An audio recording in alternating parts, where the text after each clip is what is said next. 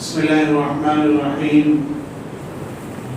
قال الله تعالى في كتابه المجيد: والذين يكنزون الذهب والفضة ولا ينفقونها في سبيل الله فبشرهم بعذاب أليم. صدق الله العظيم. حضرات، اللہ تعالیٰ نے جس طرح سے جسمانی عبادت میں نماز کو سب سے پہلا فریضہ قرار دیا ہے، اس طرح مالی عبادت میں سب سے پہلے زکوٰۃ کو فرض قرار دیا ہے، اور اسلام کی بنیاد جن 5 چیزوں پر رکھی گئی ہے ان میں سے ایک زکوٰۃ بھی ہے۔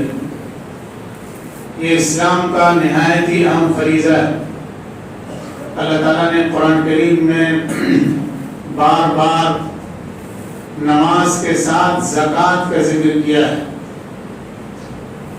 اور اس کا مقصد یہ ہے کہ جس طرح نماز کی اہمیت مسلمانوں کے نزدیک ہے، اسی طرح سے زکوٰۃ کی بھی اہمیت ہونی چاہیے، اور جس طرح سے نماز کا انکار کرنے والا کافر ہے، اس طرح سے زکوٰۃ کا انکار کرنے والا بھی کافر ہے اور اسلام سے خارج ہے۔ زکوٰۃ فرض کرنے کا مقصد یہ ہے کہ انسانی سماج میں دولت کا ایک بیلنس قائم ہو۔ انسان کی زندگی کے لیے مال کا ہونا بہت ضروری ہے، اس کے بغیر زندگی کی گاڑی نہیں چل سکتی، لیکن زندگی کے لیے یہ بھی ضروری ہے کہ جتنے بھی لوگ سماج میں بستے ہیں ان سب تک مال پہنچتا ہو اور ان سب تک مال کی رسائی ہو۔ جس طرح انسان کے جسم کے لیے خون کا جسم کے ہر حصے تک پہنچنا ضروری ہے، اسی طرح سے انسان کے ہر انسان تک مال کا بھی پہنچنا ضروری ہے تاکہ اس کی زندگی صحیح طریقے سے گزر سکے۔ اللہ تعالیٰ نے دولت کا جو نظام بنایا ہے، اس نظام میں اس بات کی رعایت کی گئی ہے کہ جو لوگ دولت والے نہیں ہیں ان تک مال پہنچتا رہے تاکہ سماج میں ایک توازن قائم رہے اور سماج کے ہر انسان کی ضرورت پوری ہوتی رہے۔ تو زکوٰۃ کا مقصد یہ ہے کہ سماج میں کوئی شخص ضرورت مند نہ ہو، کوئی شخص بھوکا نہ ہو، کوئی شخص بیمار نہ ہو جس کے پاس علاج کے لیے پیسے نہ ہو۔ جس کی بھی جو ضرورت ہے وہ ضرورت پوری ہوتی رہے، اس لیے اللہ تعالیٰ نے زکوٰۃ کے نظام کو مسلمانوں کے لیے فرض قرار دیا ہے، اور اس کا ایک یہ بھی مقصد ہے کہ انسان کے دل سے مال کی محبت ختم ہو جائے، انسان دوسروں کے ساتھ ہمدردی کرنے والا بنے، انسان کے دل میں دوسروں کے ساتھ خیر خواہی کا جذبہ پیدا ہو۔ یہ زکوٰۃ کا ایک اہم مقصد ہے۔ جب انسان زکوٰۃ نکالے گا تو اس کے اندر دوسروں سے ہمدردی پیدا ہوگی، دوسروں کے حالات کا علم اس کو ہوگا، اس کے اندر انسانیت کا جذبہ پیدا ہوگا، اور اس کے اندر سے بخل کا مادہ نکل جائے گا، مال کی محبت نکل جائے گی، دولت کی محبت نکل جائے گی، دولت کی چاہت نکل جائے گی۔ جب دولت انسان کے دل میں اس کی محبت داخل ہو جاتی ہے تو یہ انسان کے لیے بہت خطرناک ہوتا ہے۔ اسی لیے اللہ تعالیٰ نے زکوٰۃ نکالنے کا حکم دیا ہے تاکہ انسان کے دل سے مال کی محبت ختم ہو جائے اور اس کا مال پاک و صاف ہو جائے۔ جس مال کی زکوٰۃ نہیں نکالی جاتی ہے وہ مال گندا ہو جاتا ہے، اور اس کو عربی میں کنز کہا جاتا ہے، یعنی وہ مال جس کی زکوٰۃ نہیں ادا کی گئی وہ اس کا میل، اس کی گندگی مال کے اندر باقی رہتی، اسی لیے اللہ تعالیٰ نے حکم دیا کہ خذ من اموالہم صدقۃ تطہرہم وتزکیہم بہا وصلی علیہم ان صلاتک سکن لہم، کہ آپ ان سے زکوٰۃ کو وصول کیجئے، جو لوگ صاحب حیثیت ہیں اور جو لوگ صاحب حیثیت نہیں ہیں، جو لوگ ضرورت مند ہیں، ان پر خرچ کیجئے۔ اس سے کیا ہوگا؟ تو تطہیرہم، آپ ان کی تطہیر کریں گے، آپ ان کی صفائی کریں گے، ان کے مال کے اندر جو گندگی ہے وہ گندگی ختم کریں گے آپ زکوٰۃ کے ذریعے سے۔ تو زکوٰۃ کا ایک اہم مقصد یہ ہے کہ مال کی گندگی کو اور انسان کے دل میں جو گندگی ہے اس گندگی کو ختم کیا جائے۔ اسی لیے قرآن کریم میں بار بار زکوٰۃ کی اہمیت پر زور دیا گیا ہے اور زکوٰۃ نہ نکالنے پر سخت وعید سنائی گئی۔ اللہ تعالیٰ کا ارشاد ہے کہ جو لوگ مال و دولت کو جمع کر کر کے گن گن کے تجوریوں میں بھرتے ہیں اور بینک بیلنس کرتے ہیں اور اس کو اللہ کے راستے میں خرچ نہیں کرتے، یعنی مال کا جو حق ہے وہ حق ادا نہیں کرتے، تو آپ ان لوگوں کو خوشخبری بھی دیجیے۔ حضور اکرم صلی اللہ علیہ وسلم سے فرمایا جا رہا ہے، یعنی اللہ تعالیٰ سخت غصے میں کہہ رہا ہے کہ اے محمد صلی اللہ علیہ وسلم آپ ان کو خوشخبری سنا دیجیے۔ حالانکہ خوشخبری اچھی چیز کی ہوتی، لیکن جب دھمکی دی جاتی ہے تو اس میں غصے کے انداز میں کہا جاتا ہے کہ اس کی خوشخبری سن لیجیے۔ اور خوشخبری یہ سنائی گئی وَلَنْفِقُونَ فِي سَبِيلِ اللَّهِ فَبَشِّرْهُم بِعَذَابٍ أَلِيمٍ يَوْمَ يُحْمَى عَلَيْهَا فِي نَارِ جَهَنَّمَ فَتُكْوَى بِهَا جِبَاهُهُمْ وَجُنُوبُهُمْ وَظُهُورُهُمْ عَلَىٰ مَا كَنَزْتُم لِّأَنفُسِكُمْ فَذُوقُوا مَا كُنتُمْ تَكْنِزُونَ، کہ اس مال کو گرمایا جائے گا لوہے کی شکل میں اور پھر اسی سے اس کی پیٹھ کو داغا جائے گا، اس کی پیشانی کو داغا جائے گا، اس کے پہلو کو داغا جائے گا اور یہ کہا جائے گا کہ تمہارا مال ہے جس کو تم نے دنیا میں جمع کر کر کے رکھا تھا اور بیلنس کیا تھا اور اللہ کے راستے میں اس کو خرچ نہیں کیا تھا۔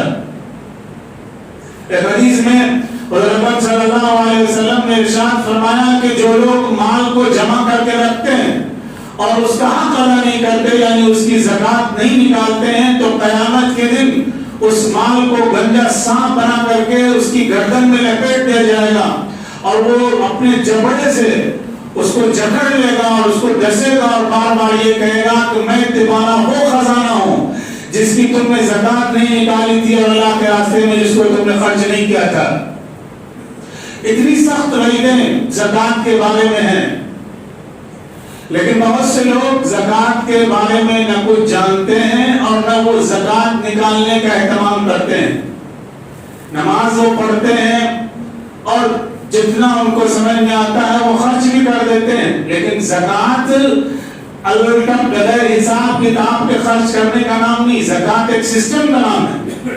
جو مال نصاب کے برابر ہو جائے اس کا 2.5%، 2.5% یا 40واں حصہ اللہ تبارک و تعالیٰ کے راستے میں خرچ کرنا ہے، اس کا پورا حساب لگانا ہے اور مستحقین تک پہنچانا ہے۔ یہ نہیں کہ آپ نے زکوٰۃ جس کو چاہا اٹھا کے دے دیا، بلکہ جو مستحقین ہیں، جو زکوٰۃ لینے کے اہل ہیں، انہی کو زکوٰۃ دینے سے زکوٰۃ ادا ہوتی ہے۔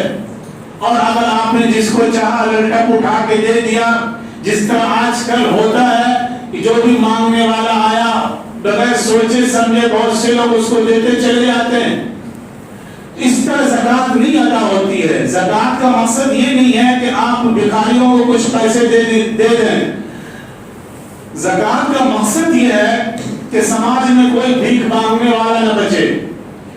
انسان جو ضرورت مند ہے اور وہ محنت مزدوری سے کماتا ہے لیکن وہ صاحب حیثیت نہیں ہے، تو اس کو اپنے پاؤں پر کھڑا کیا جائے، اس کو اسٹیبلش کیا جائے معاشی اعتبار سے۔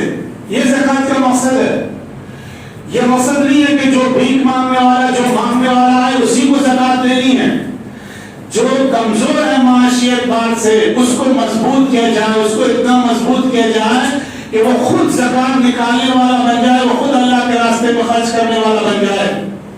یہ ایک آرگنائزڈ سسٹم ہے، لیکن ہمارا حال یہ ہے کہ جس طرح ہماری ساری چیزیں غیر منظم ہیں اور ساری چیزیں بے ترتیب ہیں، ان آرگنائزڈ ہیں، اس میں سے زکوٰۃ سب سے زیادہ ہے، سر فہرست ہے، جس میں کوئی سسٹم نہیں ہے، جس کا کوئی نظام نہیں ہے، جس کے بارے میں کوئی تحقیق نہیں ہے، جو بھی مانگنے کے لیے کھڑا ہوتا ہے اس کو زکوٰۃ دے دی جاتی ہے اور یہ سمجھا جاتا ہے کہ اس سے غربت ختم ہو جائے گی۔ ایک بات اچھی طرح سمجھ لی جائے کہ مانگنے والے کو دینے سے کبھی بھی بھیک کا سلسلہ ختم نہیں ہوتا ہے۔ بھیک مانگنے والے کو جتنا آپ دیں گے بھیک کا سلسلہ اتنا ہی لمبا ہوگا۔ اگر آپ ایک مانگنے والے کو آج 1 لاکھ روپیہ دیں گے تو کل وہی کو پھر کھڑا ملے گا اس امید میں کہ کوئی ہم کو 2 لاکھ روپیہ دے دے گا۔ اسلام اس بات کو ہرگز نہیں پسند کرتا ہے کہ مسلمان میں کچھ بھی مانگنے والے ہوں، لیکن افسوس کی بات یہ ہے کہ آج کچھ پروفیشنل لوگ بن گئے جن کا کام ہی جو ہے وہ مانگنا ہے، انہوں نے اس کو پیشہ بنا لیا ہے۔ یہ اسلام کی روح کے بالکل خلاف ہے اور اسلام کی تعلیم کے بالکل خلاف ہے، حضور اکرم صلی اللہ علیہ وسلم کی ہدایت کے بالکل خلاف ہے۔ ہر مسجد میں لوگ بھیڑ لگائے رہتے ہیں جو آخری درجے کے گندے لوگ ہو سکتے ہیں، جو نشہ کرتے ہیں، گندی حرکتیں جن کی ہوتی ہیں، عادتیں ہوتی ہیں، وہ سب مسجد میں بھیڑ لگاتے ہیں اور لوگ نماز پڑھ کے نکلتے ہیں اور ان کو دیتے ہیں سمجھتے ہوئے کہ ہم نے بہت بڑا ثواب کا کام کر دیا۔ یہ ثواب کا کام نہیں ہے، یہ آپ ایک غلط چیز کو پروموٹ کر رہے ہیں۔ حضور اکرم صلی اللہ علیہ وسلم کے پاس ایک شخص مانگنے والا آیا تو آپ نے اس کو نہیں دیا، آپ نے اس کو طریقہ بتایا کہ کس طرح وہ شخص جو ہے وہ خود کفیل ہو سکتا ہے اور اپنے پاؤں پر کھڑا ہو سکتا ہے۔ ایک شخص جو مزدوری کرتا ہے اور وہ کھاتا کماتا ہے اس کو زکوٰۃ دی جائے تاکہ اور وہ محنت سے ایمانداری کے ساتھ مزدوری کرے۔ ایک شخص جو رکشہ چلاتا ہے اس کو زکوٰۃ دی جائے تاکہ وہ اور آگے بڑھ سکے، ترقی کر سکے۔ یہ زکوٰۃ کا مقصد ہے، کسی شخص کو اسٹیبلش کیا جائے، اس کو مضبوط کیا جائے، اس کو خود کفیل بنایا جائے۔ یہ آرگنائزڈ سسٹم ہے، یہ زکوٰۃ نکالنے کا اسلامی طریقہ ہے کہ آپ اس سے پہلے اس کی تحقیق کریں۔ تو زکوٰۃ ایک اہم فریضہ ہے، آپ صدقہ خیرات بغیر تحقیق کے چاہیں تو دے سکتے ہیں، لیکن مانگنے والے کو کہیں بھی نہیں دینا چاہیے، اس لیے کہ یہ حضور اکرم صلی اللہ علیہ وسلم کی تعلیم کے خلاف ہے۔ لیکن زکوٰۃ مانگنے والے کو دینے سے اگر وہ مستحق نہیں ہے اور جو پروفیشن اس نے بنا لیا ہے، اس نے اپنا پیشہ بنا لیا ہے، اس سے زکوٰۃ ادا نہیں ہوگی۔ یہ بات اچھی طرح سمجھ لی جائے۔ تو جس طرح آپ زکوٰۃ نکالتے ہیں اور زکوٰۃ نکالنے کی فکر کرتے ہیں، اسی طرح یہ بھی ضروری ہے اس بات کی بھی آپ فکر کریں کہ آپ کی زکوٰۃ صحیح لوگوں تک پہنچ جائے، مستحق تک پہنچ جائے، اور آپ کی زکوٰۃ سے سماج میں کچھ ایسے لوگ ہو جائیں، کچھ لوگ اس قابل ہو جائیں کہ وہ مضبوط ہو جائیں معاشی اعتبار سے اور پیسے کے اعتبار سے، ضرورت کے اعتبار سے۔ یہ اصل زکوٰۃ کا مقصد ہے۔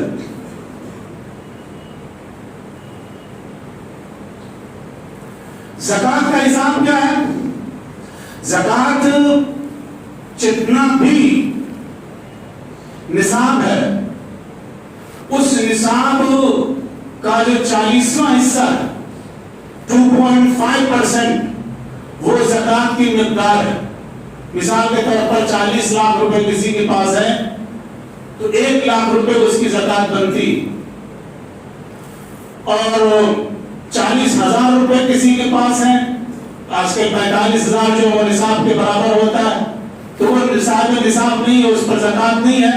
یہ خیر ایک تفصیلی موضوع ہے کہ نصاب کی کیا تفصیل ہے، کب نصاب صاحب نصاب ہوتا ہے اور کب صاحب نصاب نہیں ہوتا ہے۔